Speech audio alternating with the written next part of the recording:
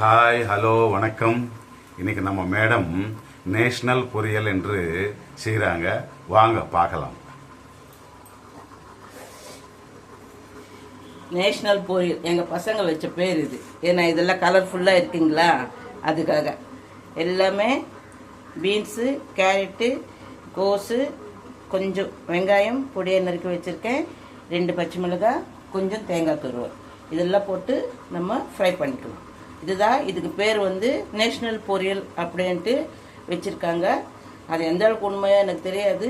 ஆனால் நம்ம ஃப்ளாக்ல இருக்கிற கலரெல்லாம் இருக்கிறதுனால அந்த பேர் வச்சுருப்பாங்கன்னு நினைக்கிறேன். அதுதான் நேஷ்னல் பொரியல்.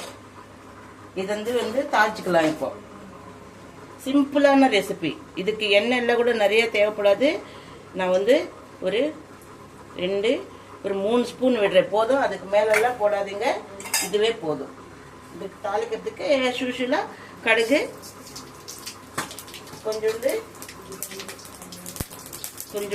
உளுத்தம்பருப்பு, கொஞ்சம் கடலை பருப்பு சேர்த்துக்கலாம். இந்த காரத்துக்கு நம்ம இதுக்கு மிளகாத்தூள், மஞ்சத்தூள் அதெல்லாம் போடக்கூடாது. இது காரத்துக்கு நம்ம 2 காஞ்ச மிளகாய் போட்டுக்கலாம் கிள்ளி, அப்புறமா 2 பச்சை மிளகாய் சேர்த்துக்கலாம், அதுவே போதும். ஏன்னா நேஷனல் இல்லையா, ரொம்ப காரம் இருக்கக்கூடாது. ஆமாம், அதனால சிம்பிளாக இருக்கும். பசங்க நல்லா சூப்பராக சாப்பிடுவாங்க. காரம் எல்லாமே நம்ம கூட சாப்பிட்டுக்கலாம். இது எல்லாமே மிக்ஸ் பண்ணி பொரியல். இதுக்கு பேர் நேஷ்னல் பொரியலாம். எனக்கு தெரியாதுங்க, யாரோ சொன்னாங்க, அது உங்களுக்கு சொல்கிறேன். அப்புறமா இது என்னடா இது நேஷ்னல் பற்றி பேசுகிறாங்களே அப்படின்ட்டு நினைக்காதீங்க. இந்த கலர்ஃபுல்லாக இருக்கிறதுனால அப்படி சொல்லியிருப்பாங்கன்னு நினைக்கிறேன். ஏன்னா இதெல்லாம் ஃபங்க்ஷன்ஸில் நிறைய வைப்பாங்க. இது ஒரு ரெசிபி. அவங்க கண்டிப்பாக இந்த ரெசிபி நேஷனல் பொரியல் இல்லாத ஃபங்க்ஷன் இருக்காது. எல்லா ஃபங்க்ஷனுக்கு போனாலும் அது வைப்பாங்க.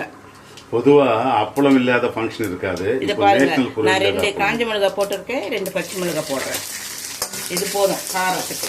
இனிமேல் இதில் மஞ்சத்தூள் அதெல்லாம் கூட போடக்கூடாது. சிம்பிளான ரெசிபி, சூப்பராக இருக்கும். விரும்பி சாப்பிடுவாங்க பசங்க. இப்போ நான் வெங்காயம் போட்டாத, கருவேப்பிலையும் போட்டேன்.